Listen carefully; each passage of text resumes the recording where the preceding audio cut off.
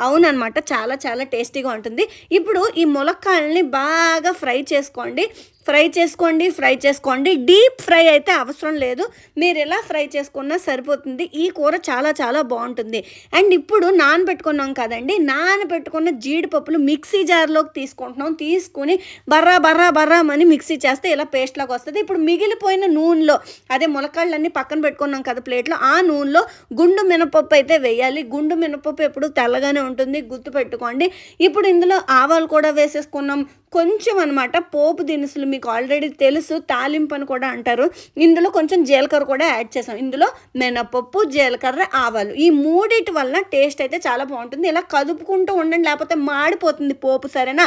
ఇలా చిటపట చిటపట చిటపట అన్నాక 2 రెబ్బల లేత కరివేపాకు ఇలా వేసేసుకోవచ్చు. డైరెక్ట్గా కూడా వేసుకోవచ్చు. మీరు ఇలాగ కష్టపడాల్సిన అవసరం లేదనమాట. మీకు సింపుల్గా టేస్టీ రెసిపీ చెప్తున్నాను.